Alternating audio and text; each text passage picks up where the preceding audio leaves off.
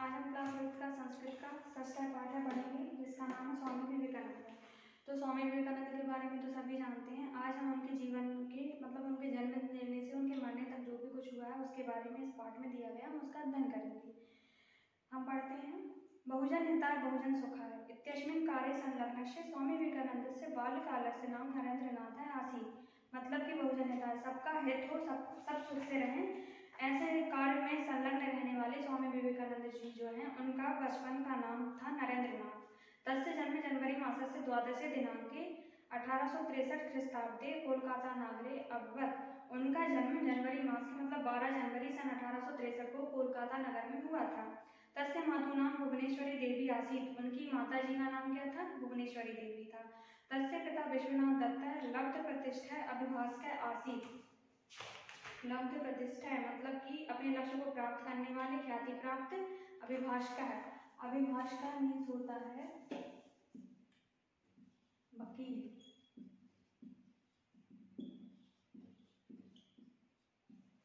तो उनके जो पिताजी थे वो कैसे थे? ख्याति प्राप्त मतलब बहुत जाने माने एक वकील थे।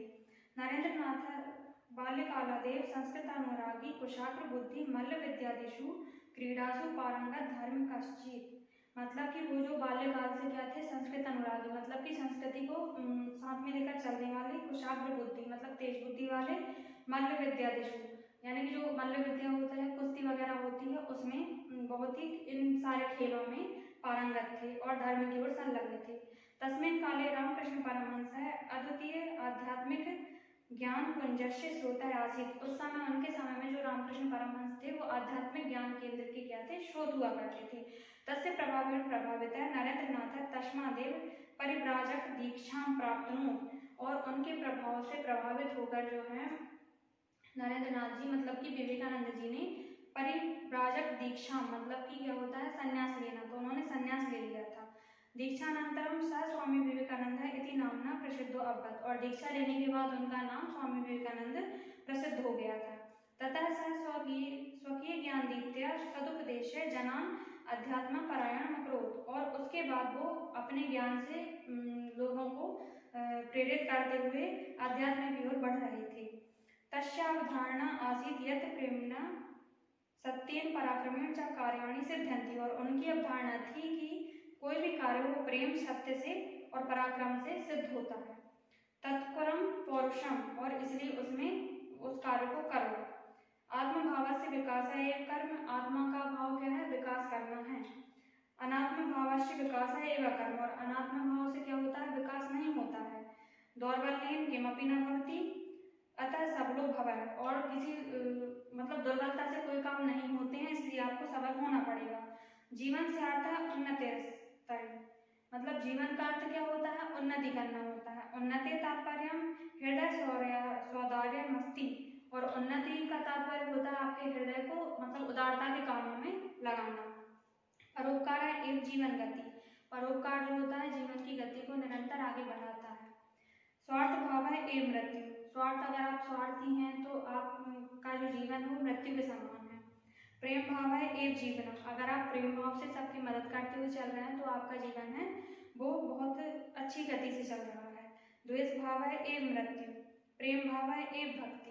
उनका कहना था कि जो द्वेष भाव होता है, किसी से जलन करना, किसी की ईर्ष्या, किसी से भी ईर्ष्या करना, ये जो भाव होता है वो मृत्यु के तुल्य होता है।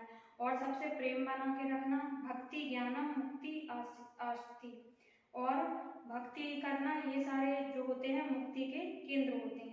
प्रेम बिना नेदम यदुमुपास्ते सर्वथा दरिद्र नारायण सेवितव्य। और हमेशा क्या करना चाहिए हमको? दरिद्र लोग जो रहते हैं, गरीब लोग जो रहते हैं, उनकी मदद करनी चाहिए, उनकी सेवा करनी चाहिए।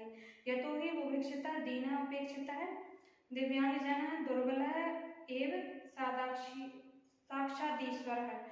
जो दुर्बल लोग होते हैं, दुर्जन लोग होते हैं, दिव्यांग जन मतलब कि विकलांग लोग जो होते हैं, जो बहुत ही गरीब होते हैं, वो साक्षात क्या है? ईश्वर के समान होते हैं। तो हमें उन लोगों की मदद करनी चाहिए। अतः एतेषां उपासना एवं ईश्वर आराधना अस्ति। अतः इन लोगों की मदद करना क्या होता है? ईश्वर की आराधना। मतलब कि अगर आप किसी जरूरतमंद की मदद कर रहे हैं तो कोई भगवान की भक्ति के समान हो जाता है। ये किसका कहना था? स्वामी विवेकानंद जी का कहना था। चारित्र बलम धारयत अनन्य विषयो भविष्यति। हमेशा अपने चरित्र को एक सही तरीके से लेकर चलना चाहिए और ऐसे ही करके आप हमेशा हर जगह विजय प्राप्त कर सकते हैं। प्रतिग्रहणस्य कामना मा कुरु वसंत बल्लोक रहितम चरत, परोपकार परम पवित्रम कार्यमस्ति। और हमेशा दूसरों के हित की कामना करनी चाहिए। जैसे कि बसंत ऋतु होती है वो हमेशा दूसरों को सुख देने के लिए आती है, तो ऐसे ही हम अपने ऐसे काम करें अपने जीवन में कि हमेशा दूसरों को सुख प्राप्ति हो उससे। परोपकार जो होता है सबसे पवित्र कार्य कहा जाता है। परोपकारेण चित्तम शुद्ध्यति अनन्यम ईश्वर प्राप्ति संभव। परोपकार से चित्तम मीन्स मन, तो परोपकार से क्या होता है हमारा चित्त हमारा मन की शुद्धि होती है, और जब हमारे मन की शुद्धि हो जाती है तो हमें ईश्वर की प्राप्ति का मार्ग इस परोपकार से ही संभव हो पाता है। सह वेदांत प्रचार्य स्वकीय खिलम जीवनम समर्पयामास। और उन्होंने वेदांत के प्रचार के लिए धर्म के प्रचार प्रसार के लिए अपना सारा जीवन लगा दिया। तेन हिंदू धर्म संस्कृति प्रसारित थे, और उन्होंने हर जगह जाके हिंदू धर्म की संस्कृति का प्रचार प्रसार किया। सह न केवलम परिव्राजक है अपितु परोपकारी दाता लोक सेवक है महान देशभक्त आसीत। वह ना ही केवल एक सन्यासी थे, जबकि वो क्या थे, परोपकारी थे, हमेशा दूसरों के उपकार के लिए कार्य करते थे, और दाता थे, बहुत लोगों को दान दिया करते थे, लोक सेवक थे, और महान देशभक्त थे, बहुत ही बड़े वो देशभक्त थे। शिकागो नगरे विश्व धर्म सम्मेलन सह भारत से प्रतिनिधि अभवत। शिकागो नगर में जो एक विश्व धर्म सम्मेलन हुआ था जहाँ पर सभी धर्मों के लोग विश्व भर से पहुंचे थे, वहां पर हमारे भारत देश का प्रतिनिधित्व करने के लिए स्वामी विवेकानंद जी को भेजा गया था। देश विदेशेषु तस्य बहवः शिष्या अभवन्। और इसी प्रकार उनके देश विदेश में बहुत सारे शिष्य बन गए थे। आंग्ल देशीया कुमारी नोबल या अनंतरम भगिनी निवेदिता इति नामना प्रसिद्धा। और जो वहाँ पर जब वो विदेश गए तो वहाँ पर उनकी एक शिष्य बन गई थी कुमारी नोबल करके, जिनका नाम था, बाद में उनका नाम भगिनी निवेदिता रखा गया, उस नाम से वो प्रसिद्ध हुई, वो उनकी प्रिय शिष्या बन गई थी। यह यूनाम कृत्य विशिष्ट प्रेरक है पथ प्रदर्शक आसीत। और वह वहां पर जाकर बहुत ही लोगों के पथ प्रदर्शक हो गए थे। भारतीय स्वतंत्रता संग्राम में अपि तस्य ऊर्जस्वलानि भाषणानि स्वाधीनता सैनिकानां कृते प्रेरणा स्पदानि। और भारत का जो स्वतंत्रता संग्राम जो हुआ था उसमें हमारे जो सेनानी थे, जो सैनिक थे, उनके लिए इनके जो भाषण थे एक ऊर्जा का काम करते थे। उत्तिष्ठत जागृत प्राप्त वरान्नि बोधत। उनका कहना था कि हमेशा अपने लक्ष्य को प्राप्त करने के लिए शांति से उस लक्ष्य की ओर बढ़ो।